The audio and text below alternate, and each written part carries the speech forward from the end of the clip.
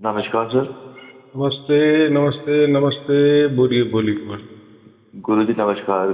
और क्या हाँ बोलिए। मैंने आपको पहले भी फोन किया था। हाँ हाँ हाँ हाँ। तो अभी ना मेरे कान में बड़ी देर से तो धुन तो चली ही रही है, हम्म लेकिन लेफ्ट कान में भी आवाज ओम की आती है, और जो ओम की ध्वनि होती है ना हम्म। वो भी आती है, लेकिन उसके ऊपर जो ऊपर आती है ना उसकी दूसरी ध्वनि शार शब्द की। इस हम्म। टाइम भी मैं आपको फोन कर रहा हूँ तो वो चल रही है। हाँ हाँ हाँ हाँ हाँ। लेकिन ये ओम की ध्वनि मेरे कान में मतलब डबल डबल आती है, कई बार वो ध्वनि चलती रहती है, साथ में हम्म ये ओम का की खा की मान लो किसकी भी शरीर की ध्वनि, बॉडी बॉडी की ध्वनि वो भी चलती रहती है। तो वही हम्म। पूछना था भाई, इसका कोई फाट तो नहीं होता?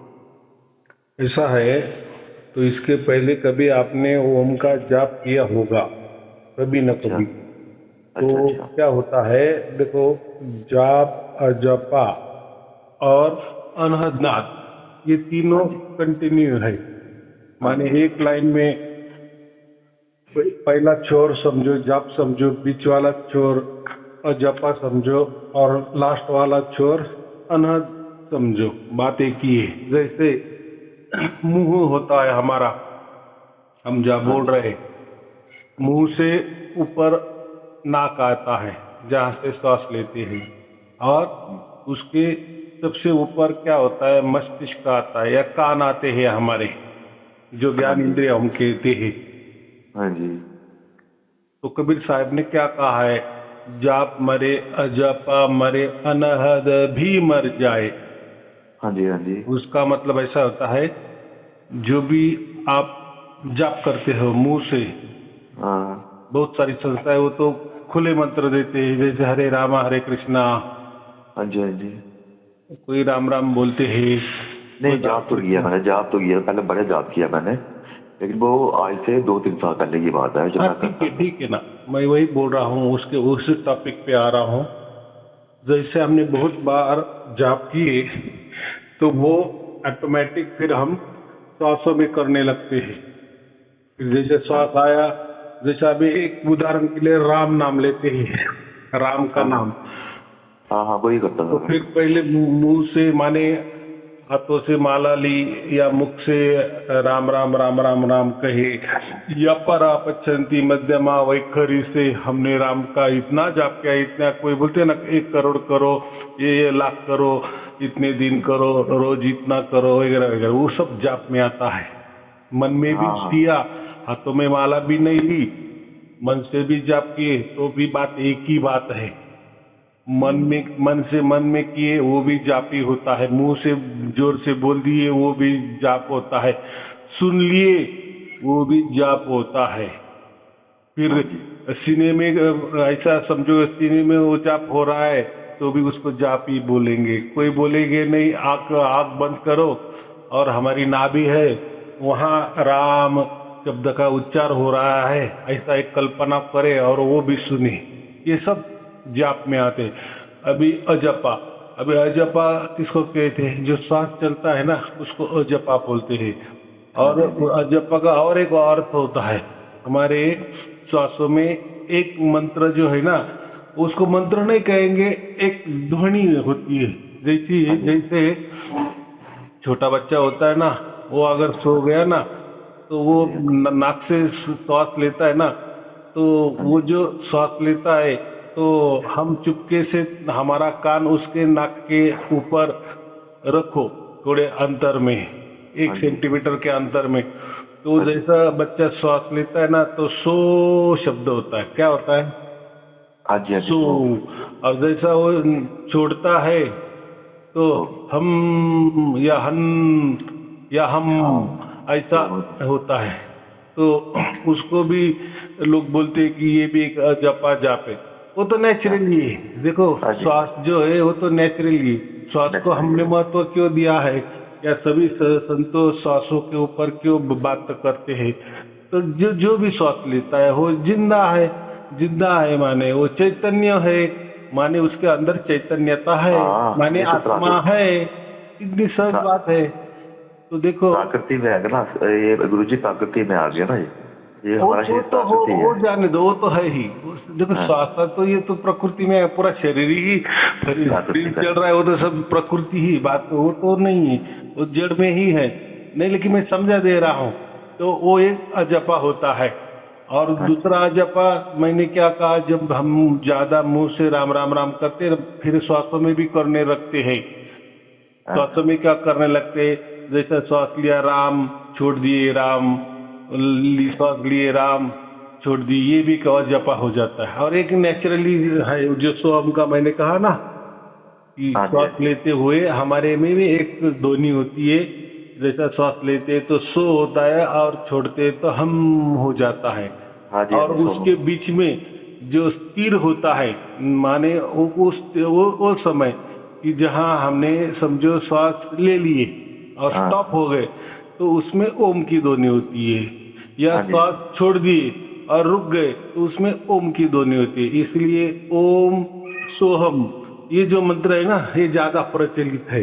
लेकिन वो हाँ जी, हाँ जी, नैसर्गिक है, वो मंत्र नहीं उसको कहा जाता है, वो ऐसा ध्वनि हो ही जाती है। उसमें हाँ क्या जी, हाँ जी, हाँ जी, कोई ध्वनि हो जाती है, उसका मतलब वो कोई मंत्र है ऐसा नहीं है, क्योंकि वो हमारे द्वारा होती है ना। देखो श्वास तो हाँ हम जी, ही ले बिल्कुल, रहे हैं ना, ठीक है, वो ऑटोमेटिक चल रहा है, वो बात अलग है। लेकिन श्वास किस लिए, हाँ जी, किसके लिए ले रहे हैं हम? हमारे लिए ले रहे हैं ना, हमारे शरीर की जरूरत है इसलिए ले रहे हैं ना।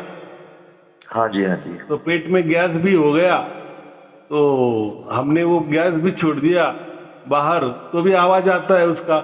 तो ये मंत्र थोड़ी होता है क्या? लेकिन ये जैसे ये गुरुआ लोगों ने ना कुछ भी कर दिया है, माने किसको भी मंत्र बोल दिए हैं और वह बोल दिए कि ऊपर से आया है, नहीं नहीं यही आत्मा होता है, यही परमात्मा होता है, वगैरह वगैरह वगैरह। फिर वो लोगों ने फिर वो जो ओम सोम मैंने अभी जो बताया ना कि वो जो हमारे शास्त्रों के अंदर ओम सोम जो नेचुरल चल रहा है उसको मंत्र बना दिए और उसका अर्थ भी लगा दिए। अर्थ क्या निकाले कि वो मैं हूँ, वो मैं हूँ। अरे हाँ, लेकिन वो कौन और मैं कौन आ गए ना। वो अगर वो माने दूसरा कोई तो भी, और वो जो दूसरा है वो मैं हूँ, हाँ ये, तो इसका क्या मतलब है? माने उसके दो चार मतलब हो जाते हैं ना। वो मैं हूँ तो वो परमात्मा मैं हूँ एक अर्थ होता है, या वो आत्मा है वो मैं हूँ ये भी हो सकता है। अरे वो जो प्रकृति है वो मैं हूँ ये भी अर्थ हो सकता है। मैं पागल हूँ ये भी अर्थ हो सकता है। हाँ जी, वो अगर पागल है तो वो मैं हूँ, तो वो पागल मैं हूँ, ऐसा ही उसका अर्थ होगा ना। तो बिल्कुल, ये येड़ेपना है, क्या बोलते हैं, पागलपना है। हाँ, हाँ, हाँ, तीसरी बात तो ऐसा है, ये हो गया जैसे मुख से राम बोल दिए, श्वासों पे राम कर दिए, या जपा हो गया। और तीसरी बात, जब ये सांसों में भी ज्यादा हो जाता है ना तो वो मस्तिष्क में उतर जाता है। वही ओम सोहम जो है या सोहम जो है या उसमें से ओम है वो हमारे मस्तिष्क में उतर जाता है। फिर हमने बोले भी नहीं, राम का जाप भी नहीं किए, श्वासों पे भी नहीं किए, ऐसे ही शांत स्थल ही रह गए तो आवाज आने लगता है सोहम सोहम या ओम ओम सोहम। तो ये देखो सोहम में ओम छिपा है ना सेंटर में, हाँ जी, थोड़ा बारीकी से विचार। तो ये कोई मंत्र बिंतर नहीं है, ये नैसर्गिक, जैसा मैंने कहा ना, हमें गैस हो जाता है पेट में ज्यादा और गैस हम बाहर छोड़ देते हैं नीचे से तो आवाज में हो जाता है। तो क्या वो मंत्र समझ जाएंगे क्या? तो ये गुरुआ लोगों को कुछ मालूम नहीं है, ये लोगों को एड़े में निकल दे, खुद भी पागल और दूसरों को भी पागल बनाते। नहीं ये इनकी गलती नहीं है ना गुरुजी, ये तो हमारे 18 पुराण वगैरह वेद वगैरह जो लिखे हुए हैं ये उन्हीं को पढ़ के फिर आगे चलते हैं। बराबर है, आपने क्या जो करेंगे? पुराण का जो वर्णन किया ना, आपसे जो ज्ञान मिला है वो मैं आज तक किसी को बताता हूँ ना, भाई परमात्मा ऐसा नहीं ऐसा है, तो वो मेरी हंसी उड़ाता है, बोलता तेरे को ज्यादा पता है। मगर कोई भी परमात्मा को लेने के लिए तैयार नहीं है। फिर ऐसा क्यों हो गया? वो ऐसा क्यों इसलिए हो आपके गया ऊपर? क्योंकि वो पुराने टाइम से जो चला आ रहा है, हमारे बुजुर्गों ने जो किया है वो हाँ, उसी को अभी आपने समझते हैं। बात बराबर की। तो देखो, सबसे पहले वेद था, फिर वेद के बाद उपवेद उसके निकल गए, उसके पार्ट निकल गए, गुरु जी इसमें भी बात है ना, उस टाइम पे जो ओरिजिनल चीजें लिखी गई थी ना उस टाइम पे, उसको टाइम के साथ साथ जो आगे गुरुजने आए वो इसको चेंज करते गए, ठीक है ना। इसको मतलब आसान बनाते गए उन्होंने। जो जैसे ये लिखा हुआ है गुरु ब्रह्मा गुरु विष्णु गुरु देवो महेश्वरा गुरु साक्षात परब्रह्म, इसमें क्लियर लिखा है जो परमात्मा है, जब आप पैदा होते हो गुरु आपका ब्रह्मा विष्णु महेश है, अगर आप मतलब इस दुनिया में रत हो जाते हो। लेकिन अगर आप परमात्मा मतलब परमात्मा को पा लेते हो तो आपका गुरु साक्षात स्वयं परब्रह्म है। तो इसको समझने में लोग बोलते हैं कि जो गुरु है वो परब्रह्म है, जो इंसान है वो परब्रह्म। तो इसका मतलब ऐसा है कि मैं वही बोल रहा हूँ, जैसे पहले सबसे पहले वेद हुए, फिर उसके अपडेशन में उपवेद बन गए, उसके अपडेटेशन में ब्राह्मण ग्रंथ बन गए, उसके अपडेटेशन में आरण्य ग्रंथ हो गए, उसके अपडेट अपने उपनिषद बन गए, और उसका अपडेटेशन लास्ट में कथा कहानी में पुराण बन गए। हाँ जी हाँ जी। तो हम बोलते हैं ना, ऐसे 10 आदमी खड़े करो 5-5 फुट के अंतर में, 5-5 फीट के अंतर में, और एक को एक कथा बोल दो, एक 2-4 सेंटेंस की छोटी सी कथा बोल दो, कि एकदम सिंपल सी कथा बोल दो, और उसको कहो कि ये जो मैंने आपको कथा बताई ना, आप वो 2 नंबर वालों को बोलो, फिर वो उसको बोलो कि 2 नंबर वाला तेरा हो गया ना, फिर वही कथा तो 3 नंबर वालों को बोल दो, फिर 4 नंबर को। तो ऐसे 10 आदमी हमने खड़े कर दिए, 10वें आदमी को अगर क्या कथा बताई 9 नंबर वाले ने, सांप बना देंगे, रस्सी का सांप बना देंगे, इतना अलग सा कि जो बताया था उसके पूरा। क्योंकि क्या होता है, हर कथा में जो आदमी कथा बोलने में वाला होता है ना, वो उसका बुद्धि कितना है, वो उसका अर्थ क्या निकलता है, वो क्या समझ लेता है, या वो उसकी कैसी कल्पना कर लेता है, उसके ऊपर होता है ना, उसके विवेक के ऊपर, बुद्धि के ऊपर होता है। तो वैसा ही ये पुराण निकला, और ये पुरानी अभी निकली, 5000 साल भी नहीं हुए ऐसा समझो, ये अभी निकली है। ये तो बताते हैं कि 10,000 साल हो गए, वो कुछ नहीं, वो 10,000 20,000 साल जो पहले ना वो वेद निकले थे। देखो अभी हम तो अभी पैदा हो गए, अभी हमको मालूम है। गुरु जी एक बात बोलनी है, मैंने बीच में मैं काट रहा हूँ। हाँ बोलो। ऐसे मैंने समझा है कि जो हमारी प्रकृति है ना, जो हमारा शरीर है ना, इसी के अंदर जो है वो महाभारत है। जो हम लड़ाई लड़ते हैं अंदर, इसी के अंदर महाभारत है। हमारी आत्मा नारायण रूप आ गई, अर्जुन आ गया, जो मन है एकाग्र होके आत्मा के पीछे चलता है, वो अर्जुन आ गया। शरीर हमारा अगर गलत काम करता है, यही धृतराष्ट्र है। मतलब अगर गलती से जो मतलब हम जोड़ते हैं ना धन वगैरह, जो मतलब माफ करके, यही दुर्योधन है। तो हर चीज हमारे अंदर ही है, शरीर के अंदर ही है। इसको अलग अलग तरीके से अलग अलग, तो ऐसा ही हो गया। हमारे अंदर रामायण भी बैठा दिए, महाभारत भी बैठा दिए, गीता भी बैठा दिए, वो ये हमारे अंदर है, प्रकृति में। उसको ही हम कथा कहानी समझते हैं, उसको कथा कहानी समझते हैं। हाँ, ये है तो सच है, लेकिन ये प्रकृति सच है, चेंजेबल है। हाँ, तो वो कहानी भी सच नहीं हो सकती ना। देखो रामायण में अलग कहानी है ना, महाभारत में अलग कहानी है। नहीं, रामायण भी एक ही है। रामायण में क्या है कि जब हमारे अंदर पावर जो होती है ना, गलत विकारों में फंस जाती है, तो आपको उसको खींच के मतलब वापस एकाग्र करके मन को लक्ष्मण की तरह राम के ऊपर लगा के फिर दोबारा उधर से निकलना पड़ता है। तो है तो वो हमारे चीज में जो है सब उसमें लिखा हुआ है। तो ये व्यास में लिखा हुआ है। व्यास कोई आदमी नहीं था, व्यास होता है मतलब डायमीटर। हम अपने शरीर को गलत जगह ले जाएंगे तो क्या क्या परिणाम होंगे, अच्छी जगह ले आएंगे क्या क्या परिणाम होंगे। यही स्वर्ग नरक हो गया, ये प्राकृतिक है। तो ये मैं आपकी कृपा से समझ रहा हूँ। तो बात बराबर है। तो ये जो कथा कहानी है ना, हमने शरीर के ऊपर लगा दी और सब कहानी फिट बैठती है। फिर उसको क्या बोलते हैं? कोई तो ये भी नहीं समझता कि ये हमारे शरीर के अंदर है, वो तो सोचता बाहर ही हो रहा है, भगवान तो बाहर ही। वो नहीं वैसा नहीं है। वो जो हो गई है वो बराबर हो गई है। लेकिन मैंने क्या कहा कि महाभारत के 10,000 ही श्लोक थे, तो आज महाभारत के 1,00,000 श्लोक दिखाई देते हैं ना। तो बीच में 90% हो गए ना। जैसे गीता 70 श्लोकों की थी, लेकिन आज के टाइम में 700 श्लोक हो गए, 70 से 700 श्लोक हो गए। तो ये बीच में कैसा आ गया? हाँ, ये तो आप हिंदू रिलीजन की बात कर रहे हैं ना, ऐसा ही जो सिख रिलीजन है उनके साथ भी ऐसा ही हुआ है। सब में होता है और ये होता रहेगा और अपडेटेशन होता ही जाएगा। वो जाने दो, वो होगा। तो मुझे क्या कहना है कि ये जो कथा कहानी, हर कथा कहानी, आपने क्रिश्चियन की बात की अगर, तो वो भी अपने शरीर पे लेते हैं कि हमारे अंदर ऐसा है वैसा है।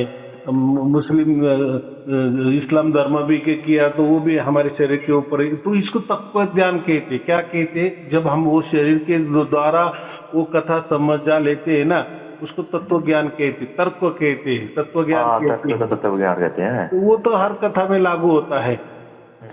तो वो वो तो कैसा है, वो जो पंचतंत्र होता है ना, छोटे बच्चों को समझाने के लिए कथा कहानी होती है ना, जैसे हमारा वो कथा कहानी सिर्फ एक संकेत होता है समझा देने के लिए। जैसे हमारे अंदर 2 पंछी है, एक की डाल पे बैठे हैं, उसमें से एक पंछी परमात्मा है, एक पंछी आत्मा है, या कोई बोलते हैं 2 पंछी है, तो एक वो पंछी को मन कहता है, दूसरे पंछी को आत्मा कहता है। तो वो समझा देने के लिए एक स्थिर बैठता है तो दूसरा यहाँ वहाँ उड़ता है, बैठता है, या चंचल है। अभी मैं भी किसी से बात करता हूँ ना गुरुजी, तो मैं उनको बताता हूँ कि परमात्मा वो तर्क करते हैं, ऐसा कैसे है। तो फिर मैं समझाता हूँ, वो समझते नहीं है, वो बोलते हैं कि नहीं, मतलब वो जो अपना वेद पुराण पढ़ के आए हैं और उसके हिसाब से ही मेरे साथ वो करते हैं। मैंने बोलता हूँ ऐसा नहीं है, जैसे साइंस में होता ना अपना CO2 H2O, ये उनके साइंटिफिक नेम होते हैं ना, ऐसे ही हमने राम नाम रखा है, कृष्ण नाम रखा है, दुर्योधन नाम रखा है। वैसे ही है जैसे साइंस में बॉडी के बीच में अलग अलग प्रकार के एलिमेंट होते हैं, वैसा ही बॉडी के अंदर हमारे राम तत्व भी है, कृष्ण तत्व भी है, वगैरह वगैरह सब कुछ है। तो कैसा है, पहले के जमाने में ये सब कुछ घटता था, ऐसा समझो। वेदों के कालीन जो, और आप जो कहे ना रामायण महाभारत, तो ऐसे युग तो बहुत सारे होते ही जाते हैं ना, एक युग के बाद दूसरा युग, फिर वो सब। जब से मैंने आपसे बात की है ना, मेरे को समझ में आ गया कोई ग्रंथ खराब नहीं है। ग्रंथ में कहीं कहीं लिखा हुआ है कि परमात्मा ध्वनि रूप है, कहीं कहीं लिखा हुआ है, शिव पुराण में लिखा हुआ है। तो उसमें आपने भी एक बेचा था, उसमें ऋग्वेद में भी लिखा हुआ है, ठीक है। उसके बाद मतलब हर जगह में लिखा हुआ है। जैसे सत्यनारायण की कथा है, उसमें बताया तो नहीं गया, लेकिन कोई कथा है, वो तो यही कथा है जो आपने बताया है। तो मैं तो यही कहता हूँ ना, ऐसा नहीं है, वो ऐसा नहीं है, लिखा है बराबर है, लेकिन हर एक का अर्थ भी अलग अलग लिया है। जैसे अभी मैं बताता हूँ, समझते अलग हैं। जैसे क्रिश्चियनिटी में बाइबल जो है, बाइबल में पहला ही जो श्लोक है, या उसको क्या बोलते हैं, वचन है, तो पहला ही वचन में क्या लिखा है, परमात्मा पहले था, उसके साथ शब्द था, फिर शब्द ही परमात्मा बन गया।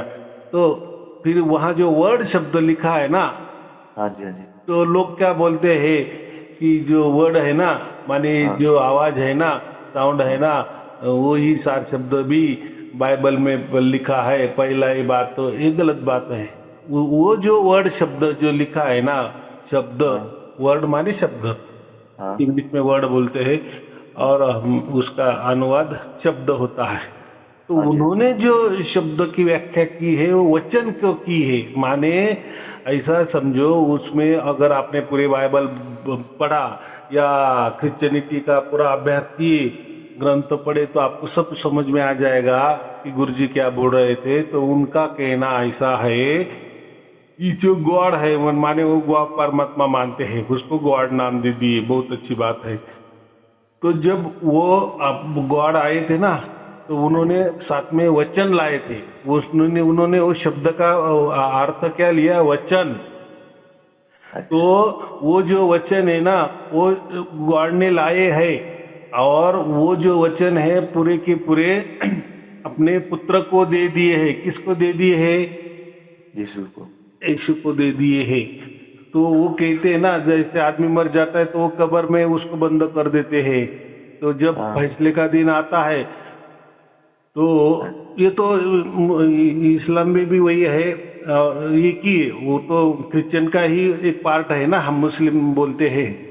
हाँ जी हाँ जी। तो वो तो सब मालूम है, वो तो गूगल सर्च करके आपको मिलेगा, लेकिन मैं थोड़ा समझाने के लिए बोलता हूँ कि क्रिश्चियन में फिर ऐसा होता है कि वो कब्र में, वो मरने के बाद कब्र में बंद कर देते हैं, मुस्लिम में भी कब्र में बंद कर देते हैं, और फैसले का जब टाइम होता है, माने प्रलय जब हो जाता है, या वो क्या बोले, फैसले का दिन आ जाता है, तब हाँ जी। ये स्वर्ग में जाते हैं। जो अभी कब्र में पड़े हुए हैं ना, तो उनको स्वर्ग में लेके जाते हैं, फिर वहाँ फैसला होता है। फिर वहाँ फैसले में गॉड पूछता है, अभी क्रिश्चियन का मैं बोल रहा हूँ, तो गॉड पहले पूछता है वो आदमी को, तू यीशु को मानता है क्या, बाइबल को मानता है क्या? उसने अगर हाँ बोल दिए तो फिर उसको बोलते कि अभी उसको स्वर्ग में रहने दो, उसको मजा मारने दो।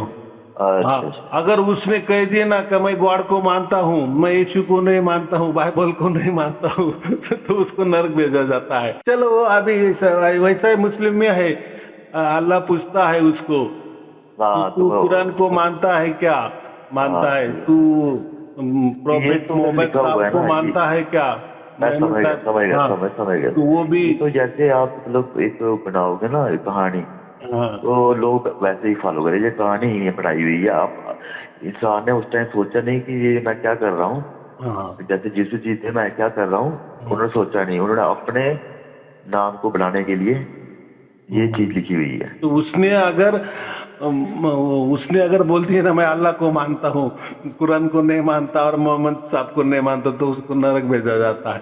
तो माने क्या है कि सबने ऐसा समझो आकारों का ही पूजा होना चाहिए। सबने आकार, ऐसे बाहर तो सब बोलते हैं कि नहीं नहीं हम तो निराकार की पूजा करते हैं या निराकार ही धारण करते हैं, लेकिन प्रैक्टिकल में अभी देखो यीशु ख्रिस्त तो हो गए ना, फिर उसकी मूर्ति लगाई जाती है कि नहीं, उसकी पूजा की जाती है कि नहीं, उसमें गॉड कहाँ आता है, नहीं आता है ना।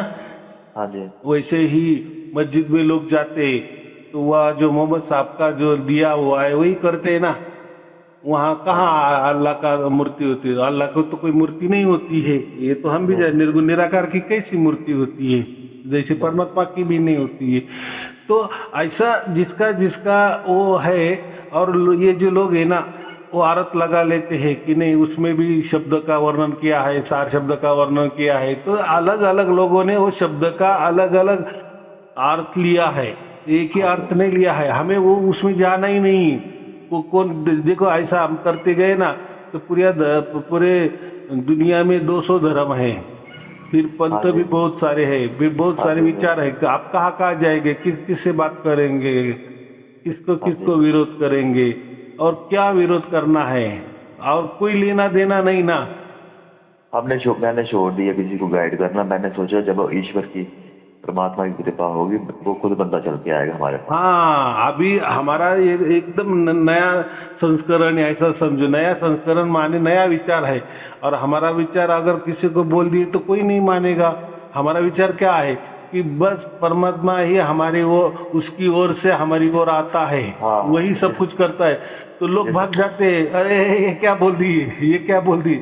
लेकिन आज देखो हजारों लाखों लोग खड़े हो रहे हैं कि हाँ हमें परमात्मा की प्राप्ति हो गई, परमात्मा हमारे अंदर प्रकट हो गया। तो ये आप भी कैसा होगा, पहले क्यों नहीं हुआ था? माने प्रणाली मालूम नहीं थी ना, विश्वास भी नहीं था, और ये तो यही वेदों में लिखा है। वो क्या मैं मेरे मन से नहीं बोल रहा हूँ या किसी ने नहीं बोला है, जो वेदों में लिखा है। तो फिर बाकी लोगों ने जो भी आत्मा परमात्मा की बातें की है, उन्होंने समझो उपनिषदों की बातें मानी है, या गीता है ना उसकी बातें मानी है। तो सब कुछ, सब वेद तो गीता नहीं हो सकती ना पूरे की पूरे, वो एक तो निचोड़ है। तो अलग अलग ग्रंथ हिंदू धर्म में निकाले, अलग अलग बात है, तो उसमें हमें नहीं जाना। तो अभी ऐसा है कि जो भी लोग ये करने वाले हैं, बहुत सारे लोगों को आप तो बोल देते हैं वेदों में ऐसा लिखा है वैसा लिखा है, कोट किया है, तो हमको वो दे दो। तो मैं अभी वो भी व्यवस्था करने वाला हूँ, हर लोगों को एक बुक देने वाला हूँ कि जो रेफरेंस के लिए बुक है, रेफरेंस के लिए, समझ में आए। और वो किसको देना है कि जो प्रसार प्रचार करना चाह रहे हैं, अच्छी तरह से सेवादारी भी करते हैं और प्रसार प्रचार भी करना चाहते हैं, लेकिन भाषा की दिक्कत आती है। जैसे हिंदी भाषा में तो बहुत सारे पुस्तकें हैं, लेकिन यही जो मैं बातें करता हूँ इसका भी कोई अगर पुस्तक है थोड़ा सा 19-20 माने रेफरेंस के लिए, तो रेफरेंस वाला कोई अच्छी किताब हो कि उसमें जो मैं बताता हूँ तो उसमें से 99% कम से कम वो बातें तो आती है। चलो सब तो बातें नहीं मिलती जुलती है, वो तो छोड़ देना है, लेकिन मुख्य जो बातें हैं तो वो अगर आ गए, ऐसा रेफरेंस बुक हमें अगर दे दिए और वो भी हमारे भाषा में दे दिए। हाँ, कोई तेलुगु है तो वो बोलेगा मुझे वो दे दो, कोई बंगाली है तो वो बोलेगा मुझे वो दे दो, कोई मराठी वाला वो मुझे दे दो, कोई बोलेगा मैं संस्कृत में दे दो, कोई बोला इंग्लिश में दे दो। तो मैं भी वो व्यवस्था करने वाला हूँ बाद में, अभी नहीं। तो बात ऐसी है कि हम आए थे श्वासों के ऊपर, तो ज्यादा श्वासों में हो जाता है तो उतर जाता है हमारे मस्तिष्क में और वही वो होने लगता है। तो कबीर साहब ने तीनों को भी नकार दिए, जाप मरे, अजपा मरे और अनाद भी मर जाए। जो मस्तिष्क में अनाद होता है ना, वही हमारे मंत्रों का अनाद होता है, या सोम का होता है, या आप बोले कि ओम का होता है। तो जो भी वो होता है, तो हम जिस अनाद को हम पहचान सकते हैं तो माने वो हमने ही किया है, उसका वो मतलब होता है। जैसा मैं आपने कहा कि मुझे ओम की ध्वनि सुनाई देती, तो मैंने तुरंत कह दी आपने कभी न कभी ओम किया होगा। तो किसी को सोम की ध्वनि सुनाई देती है, किसी को राम की ध्वनि सुनाई देती है, बराबर। ऐसा ही हो गया था। एक कहानी ऐसी है, जो रामानुजाचार्य जो है ना, रामानुजाचार्य 1000 वर्ष हो गए उनको जाने में, तो उनका ही बहुत बड़ा पंथ है साउथ में। तो उन्होंने जब गुरु दीक्षा ली ना, उनको कह दिए किसी ने तो भी कि गुरु दीक्षा लेना चाहिए, उससे मोक्ष मिलता है गुरु मंत्र मिलने से। तो फिर वो गुरु के पास गए, लेकिन गुरु के पास गए तो तब तक गुरु की जान गई थी, निकल गई थी। अच्छा। तो वो बोले यार ऐसा कैसा हो गया, मैं तो गुरु दीक्षा लेने आया था, गुरु मंत्र लेने आया था, मुझे तो मोक्ष चाहिए था। तो ठीक है, तो वो कहानी तो सर्वश्रुत है, वो गूगल पे भी मिल जाएगी। तो फिर उसके बाद वो जो उनके शिष्य थे ना गुरु के, तो वो बोले चलो ठीक है, हम आपको वो मंत्र दे देंगे। तो जो गुरु का मंत्र है, तो माने गुरु के जो बाद में रहते हैं ना शिष्य मुख्य, तो उनके गद्दी पे वही आ जाते हैं ना। तो फिर उसमें जो मुखिया थे तो बोले अभी हमारे गुरु तो नहीं रहे, लेकिन आप तो वही उनसे मंत्र प्राप्त करने के लिए आए, वो मोक्ष वाला मंत्र प्राप्त करने के लिए आए, तो ठीक है हम आपको मंत्र देते हैं, लेकिन वो मंत्र सुनने से तो आपको मोक्ष मिल जाएगा। तो ठीक है, तो उन्होंने मंत्र दे दिए और साथ में बता दिए कि ये मंत्र किसी को बताना नहीं, बराबर। बताया तो ऐसा वैसा हो जाएगा वगैरह वगैरह वगैरह बोल दिए। माने बताया तो आप नरक में चले जाओगे, आपका अच्छा नहीं होगा, बहुत सारा उसमें बता दिए, लेकिन मैं मंत्र बता देता हूँ। ठीक है, बहुत अच्छी बात है। उन्होंने मंत्र बता दिए, जैसे गुरु दीक्षा होती है वैसा वो कार में बता दिए, इन्होंने भी रख लिया। हाँ अच्छा ठीक है। तो बाद में इन्होंने क्या किए, कोई चौराहे पे गए, पहले मंदिर थे ना ऐसे बड़े बड़े, उसमें गए, चौराहे पे गए और वो मंत्र जोर जोर से बोलने लगे। क्या किए, जोर जोर से बोलने लगे। सब लोग इकट्ठा हो गए, सब, और सब लोग वो मंत्र सुनने लगे। माने मंत्र भी छोटा है, जैसा देखो जो मंत्र है ना वो भी मैं बता देता हूँ, उसमें कुछ ये बात नहीं है। ओम नारायणाय नमः, ये मंत्र है, ये अष्टाक्षरी मंत्र है, ओम नारायणाय नमः। तो ये मंत्र फिर उसने सबको दे दिए। तो फिर वो बाकी जो शिष्य थे ना उसको पकड़ के लेके गए, तुझे गुरु ने क्या बताया था, मंत्र नहीं बताना ना, तूने मंत्र तो बता दिए लोगों को, तो अभी तू घोर नरक में चला जाएगा। तो फिर उसने क्या कहा, जो रामानुजाचार्य जो थे आज के सबसे बड़े जगत गुरु बन गए थे, पहले के जमाने में विश्व गुरु बन गए थे, उनकी कहानी है। तो वो बोले ठीक है, मैं अकेला नरक चला जाऊंगा, लेकिन जो लोगों ने वो मंत्र सुना ना, वो तो उनको तो सबको मोक्ष मिल जाएगा ना, वो तो सब मोक्ष के पात्र हो गए ना। तो कितनी मैंने बड़ी बात की। अगर ये हजारों लोगों को मैंने वो मंत्र बता दिए, हजारों लोगों को मंत्र बता दिए, जो जिसने भी सुन लिए मेरे मुंह से, तो उनको तो प्राप्त हो गया ना मोक्ष। और उनके बदले अगर मैं नरक जाना चाहता हूं तो कोई बात नहीं, मैं नरक चला जाऊंगा। आया समझ में? तो ये बात होती है। तो ऐसा कोई नहीं होता कि मंत्र छुपाया जा सकता है या ये होता है वो होता है। तो खुले तो अभी तो बहुत बड़े बड़े संस्था भी है, जैसे इस्कॉन वाले भी है, वो भी मंत्र देते हैं, खुला दे देते हैं, बराबर। बाद में हमारे जो रामानंद जी हो गए, अपने कबीर साहिब के गुरु, वो उनका भी एक पंथ था ना, वो उनसे ही चलाया था। बाद में उसके दो शक्लें बन गई, जो रामानंदाचार्य थे, तो वो भी मंत्र देते हैं। तो उनका भी नमो नारायण, अपना वो जो मंत्र है नमो रामाय, बस इतना ही मंत्र था, नमो रामाय। तो ऐसा भी होता था। तो मतलब कोई बात नहीं, किसने सुन लिए, किसने कुछ भी हो गए, तो वो बात ही नहीं है। फिर आपके मन में आ गए या आपके मस्तिष्क में कोई मंत्र हो रहा है, आपने मुझे बता दिए हैं, तो मैं क्या बोल रहा हूँ, ये ऐसे मंत्र बोलने से या रटने से या सुनने से कोई पाप भी नहीं लगता और कोई पुण्य भी नहीं लगता। या ऐसा समझो, थोड़ा पॉजिटिव समझो, लाभ ही लाभ होता है, लेकिन हानि नहीं होती। तो ये फिर वो हानि की बात क्यों करते हैं? फिर रामानुजाचार्य तो फिर इतने बड़े संत हो गए, इतने बड़े संत, तो वो तो विश्वविख्यात बन गए। उनका तो अभी कितना बड़ा स्टैच्यू बन गया साउथ में। अभी 5-6 महीने हो गए ना, पंतप्रधान उद्घाटन करने के लिए गए थे वो स्टैच्यू का, मूर्ति का। तो कितना बड़ा पंत है उनका। तो वो तो महान ही बन गए ना। तो वो जो बोलते हैं ना, फिर ऐसा बोल दिए तो आप नरक चले जाएंगे, वो किस लिए? सीधी बात है। अगर किसी को नहीं समझे तो दूसरा भी अगर गुरु करना चाहे तो फिर वो गुरु के पास जाता है ना, कि मुझे भी मंत्र दे दो, बराबर।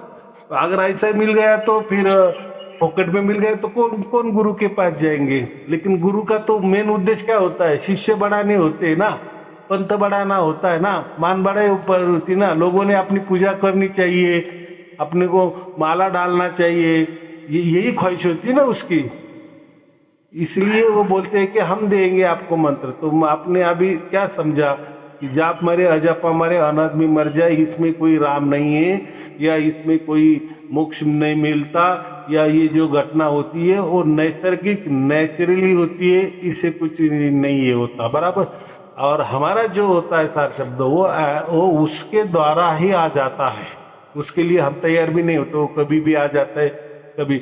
अभी देखो इसमें और मैं बताता हूँ, बहुत सारे लोग बोलते हैं कि आपको अगर कोई बताता है कि मुझे ऐसा हो गया वैसा हो गया, और आप तुरंत बता देते हो कि हाँ आपको सार शब्द की प्राप्ति हो गई, मैं बता रहा हूँ ना, कि ये आप कैसे बता देते हो? देखो पहली बात, जब वो बंदा होता है ना, तो वो मुझे बात करता है, तो बात जो करता है तो मैं सुन लेता हूँ, ये क्या बात कर रहा हूँ। और वो भी जाने दो, उसके पहले भी जब वो व्हाट्सएप में लिखता है ना कि गुरुजी मुझसे आपको बात करना है, मेरे ऐसे ऐसे सवाल है, तो ठीक है, मुझे तो मालूम हो जाते हैं कि इनका ये सवाल है और इसके ऊपर ऐसा ऐसा जवाब देना है। कोई सवाल नहीं पूछते तो ठीक है, तो डायरेक्ट ऐसे बोल देते हैं।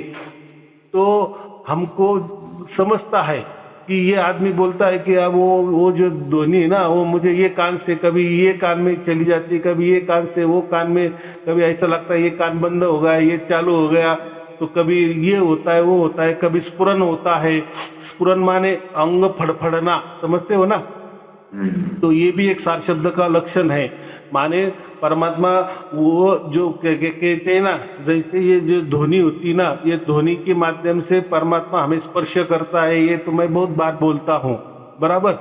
और कभी कभी ये कान से वो कान, वो ऐसा लगता है हमें एक कानों में कोई खेला चल रहा है, ये कानों का आवाज है, लेकिन हमें ऐसा लगता है कि ये कानों से वो कानों में सुनाई, ये कान बंद हो गया, वो चालू हो गया, फिर वो जो चालू था उससे यहाँ ध्वनि ट्रांसफर हो गए। तो ये खेला जो होता है ना, इसका ऐसा हम समझते हैं और कि परमात्मा का स्पर्श आपको हो रहा है, ये हमको समझ में आता है क्योंकि हम उसमें है ना। बाद में तो वो बोलते हैं कि नहीं अभी वो कान का नहीं खेला होता है, तो अभी बराबर आ रही है हमको ध्वनि बराबर। तो फिर कोई बोलते हैं कि हमको स्फुरन होता है, कभी त्रिकुटी में स्फुरन होता है, माने वो नस फड़फड़ती है, उसको क्या बोलते, फड़फड़ाना बोलते हैं ना, नस नाड़ी फड़फड़ती है, अंग फड़फड़ना बोलते हैं।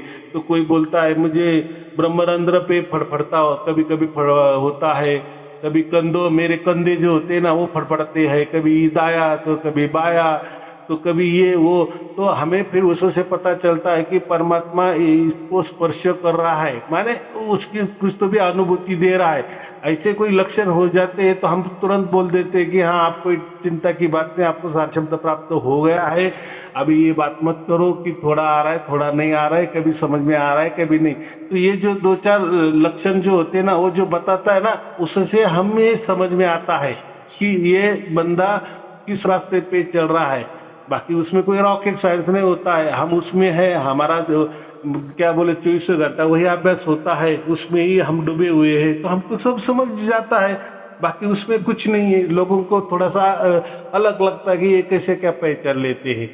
तो इसलिए उसी हिसाब से, उसी विश्वास से हम कहते हैं कि आप कोई चिंता की बात नहीं, आपको सार शब्द प्राप्त हो गया है। आप बोल रहे हैं कि ऐसा वैसा हो रहा है, तो आपको स्फुरन हो रहा है, आपको कभी कभी लगता है कानों में यहाँ से वहाँ दौड़ता है, या बाद में तो सार शब्द तो आपको है ही, तो वो सब कुछ सार शब्द की ही बातें हो रही है, या परमात्मा ही आपको स्पर्श कर रहे हैं, माने आपको परम पवित्र बना रहा है, आपको शुद्ध बना रहा है। अगर परमात्मा आपके पास पहुंचा है, माने शरीर के द्वारा भी पहुंचा है ऐसा समझे, माने शरीर को भी कुछ वो शुद्ध बना रहा है, माने आपको, मैं इसलिए बोलता हूँ ना, मैं आपको परम पवित्र बना रहा है। वो मन से बना रहा है, बुद्धि से बना रहा है, शरीर से भी बना रहा है, आत्मा से भी बना रहा है, उसकी प्रणाली वो जाने। लेकिन कुछ तो भी हो रहा है ना, माने आप नजदीक हो बराबर, और फिर बाद में तो जो होना है वो तो बराबर हो ही जाता है उसका। तो ये बात होती। तो अभी आप इतना ही ख्याल रखो कि ये जो भी होता है तो होने दो, और जो होता है वो निकल भी चला जाता है, लेकिन जो असली सत्य है, जो सार शब्द है, वो बाद में बराबर वो निरंतर अखंड समतल, एक ताल, एक रस, एक लय, एक धुन में वो चलता है बराबर। मैं आपसे बात करता हूँ, इस टाइम भी वो चल रहा है ऊपर। हाँ बराबर, हाँ यही होना चाहिए। और ये कोई मेरे कहने से नहीं हो रहा है, आपके कहने से नहीं हो रहा है, वो तो उसकी लीला है ना, उसकी प्रणाली से चल रहा है ना, इसलिए तो उसको हम सार शब्द कहते हैं बराबर। हाँ, लेकिन नीचे जो ध्वनि होती है ना बॉडी बॉडी में, वो कभी कभी ज्यादा हो जाती है, लेकिन वो तो देखो लीला है परमात्मा, वो तो चलेगा ना। 24 घंटा अगर परमात्मा हमारे अंदर डूबा है तो वो क्या क्या काम करता है, उसकी प्रणाली हमारे शरीर के ऊपर क्या क्या काम करती है, हमारे मन के ऊपर क्या क्या काम करती है, हमारे मस्तिष्क के ऊपर क्या क्या काम करती है, हमारे आत्मा के ऊपर क्या क्या काम करती है, वो तो हम नहीं ये करते। लेकिन हम लक्षण की बात करते हैं, लक्षण से हमें समझता है कि हाँ ठीक है, बराबर हो रहा है, बस पॉजिटिव ले लो। फिर आपने जो कहा ना कि ओम की ध्वनि मुझे सुनाई दे रही है, तो वो कुछ मन पे लेना नहीं है, वो ऐसी सुनाई देगी और वो चली जाएगी, लेकिन उसमें कोई राम नहीं है या उसमें कोई परमात्मा की बात नहीं है, वो नेचुरली है, ऐसा समझना, कोई डरने की चिंता की बात नहीं है। वो मुझे पता है। चलो ठीक है, और कोई पूछना है? नहीं, बस ये बताना था आपको कि ऊपर जो ध्वनि है सार शब्द की, वो तो निरंतर चल रही है, कभी कभी कम हो जाती है, जैसे जिंगुर बोलता है, हाँ, लेकिन ज्यादातर चलती रहती है। होने दो, कोई चिंता की बात नहीं, उसके प्रणाली से जो हो रहा है वो बराबर हो रहा है, वो हमारे हाथ के लिए हो रहा है, भलाई के लिए हो रहा है। चलो ठीक है, आपको और आपके परिवार के लिए शुभ आशीर्वाद, मंगल आशीर्वाद। सत साहेब जी, सत साहेब जी, सत साहेब जी।